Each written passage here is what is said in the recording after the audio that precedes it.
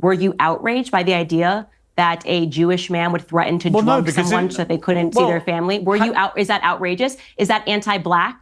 Do you think that that's racist? Well, whatever the circumstances of that wasn't. No. Pierce, answer the question, because you're quick to say that a threat that you perceived, the language of him saying that he was going to go DEFCON 3, and just to be clear, DEFCON 3 is a defensive military position on some Jewish people, or Jewish people as a whole. I don't remember the exact tweet. You just said that you felt that that was clearly anti-Semitic, and now I'm asking you, is it clearly racist? What is it clearly when a Jewish man says to a Black man, okay, that they're going to drug them out of their minds, effectively MK Ultra them, and your visits with your children will never be the same? Because if you're asking me between the two, which is worse, it's obviously what Harley Pasternak wrote to Kanye West, which was not reported in the media.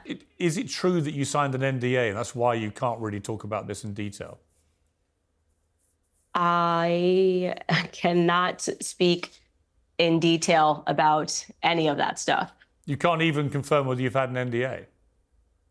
I am not free to speak about any topic pertaining to contracts signed or not signed, and so super popular and controversial and conservative commentator or personality Candace Owens has officially started dropping videos again from her personal channel because several months ago she was fired or let go or whatever it is. We haven't really heard a lot of the granularity around what it is that happened at the Daily Wire, but whatever it is, she left the Daily Wire. Many people, the rumors are saying that she was fired, primarily due to anti-Semitic claims that she's been making over the past, I would say, probably 8 months or so. And I guess she's made the decision to reap the benefits of talking about, but not really actually talking about what happened at the Daily Wire, because she's bound by contract.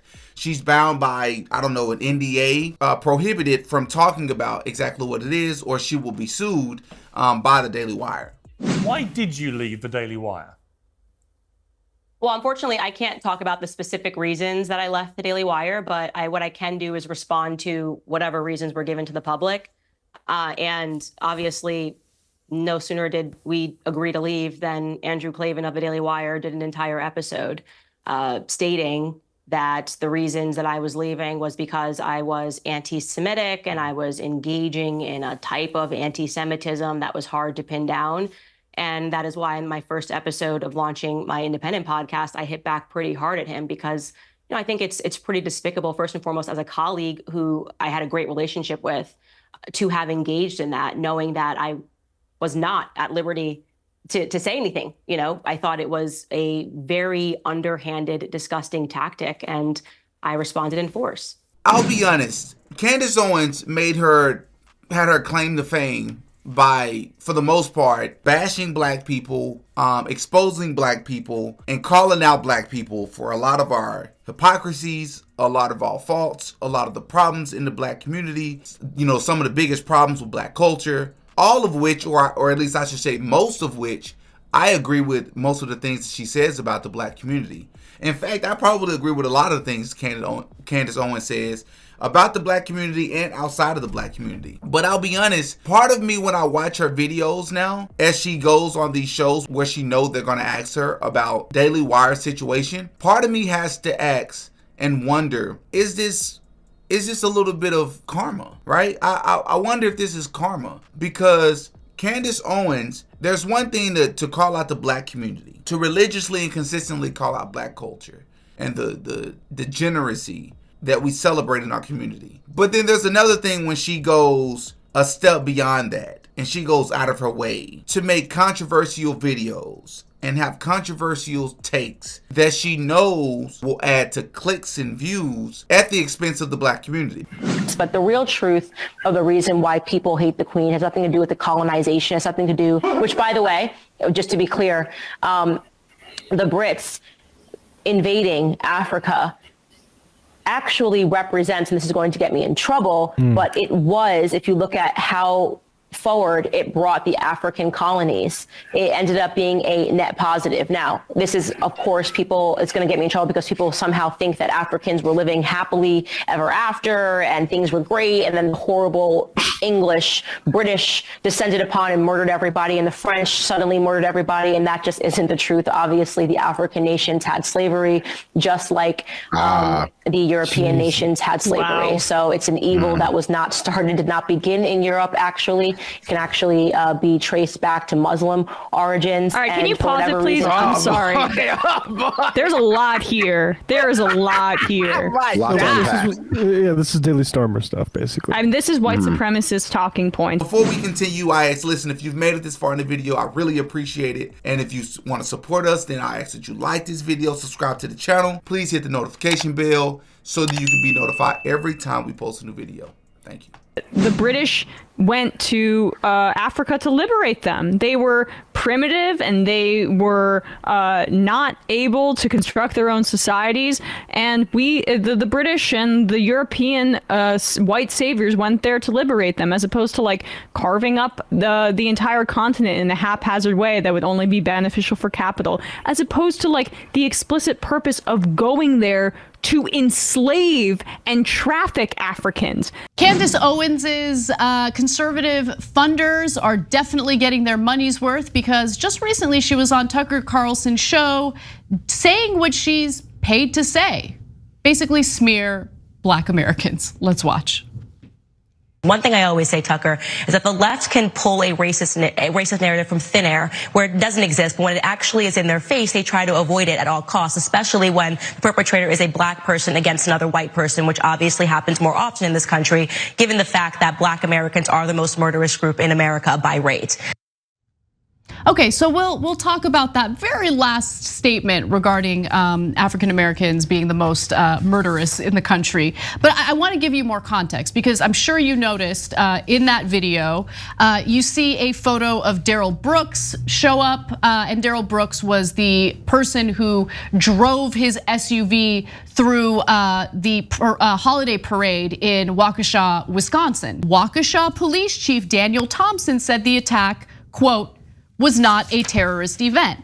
But the right wing wants to make this a anti-white terrorist attack by a Black man, when in reality, he's just a terrible criminal who had no business being out on bail in the first place. Because if you really care, a lot of times you will probably go and talk to that community in a loving manner and see if you can actually try to change things, as opposed to constantly bashing online, especially when you pay, I don't know, millions of dollars by the Daily Wire to do so. I want to play you what Ben Shapiro told me when I asked him about this on Uncensored. One of the consequences of this war has been a lot of very high passions on both sides, a lot of angry disagreements. You and your company have been at the center of a very high-profile one at the moment with Candace Owens, who's now left Daily Wire. Was she fired, or did she leave of her own volition? I'm not going to speak to this topic, Piers. At all? At all. The only thing I will say is what I've said all along with regard to Candace or with regard to any of our other hosts. I am not in hiring and firing position with the Daily Wire. I'm a co-founder of the Daily Wire. I'm a co-owner of the Daily Wire. I'm not actually in management. And as far as the free speech situation, what I will say is that no company has the obligation to literally pay anyone. The Daily Wire is a publisher. It is not a platform. Do you agree with that, Candace? Agree with which part? Well, okay, any of it. Well, I think that it's interesting, and I'd love to sit down with and debate Ben Shapiro on a number of topics, particularly cancel culture, because I know that he's made some comments in the past that he believes that publishers, platforms should allow people to have different ideas. And so those particular comments to me sound in contrast to what he has said in the past, but I can't speak on behalf of him, obviously.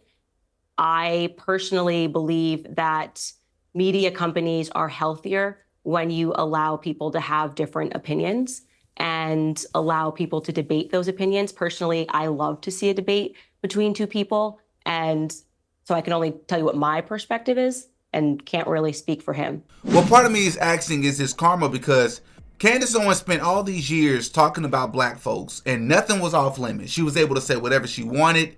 She called us all sorts of names. She talked about Black Lives Matter. She talked about black people. She talked about black women.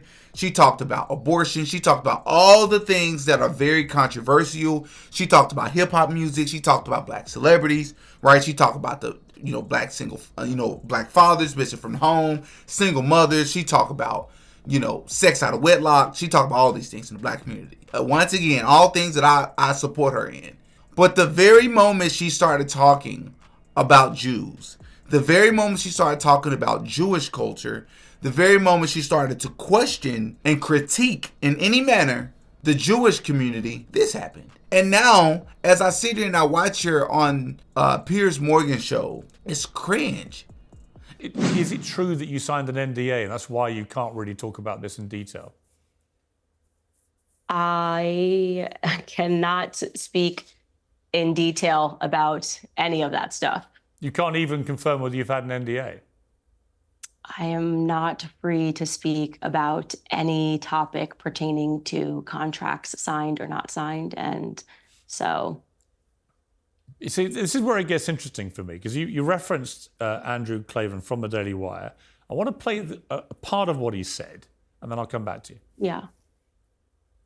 The Daily Wire parted ways with Candace Owens, and part of it was things that she was saying that we felt were strongly anti-Semitic. And she was doing it in such a way that it was kind of hard to pin down, so I was trying to show where these things happen. So I'm bemused, because I've been involved in a lot of contracts in my time. I've been an employer, I've been an employee, and so on. I don't understand why somebody from the Daily Wire can be so explicit about the reasons you left, and yet you are not able to be as explicit to defend yourself or to counter what they're saying. Amen, Piers. Amen. I think that is probably a question that was on a lot of people's minds. And, what can I say other than what was it that Kanye was saying about contracts? And, I think it is, even if you believe that it is valid for that to happen, I think it is immoral to allow someone to attack someone and to not allow them to defend their name. And so for me, Andrew actually rose to the level of defamation when he started claiming that I had actually said things that I had never said. I mean, he flagrantly lies, and I showed that on my platform.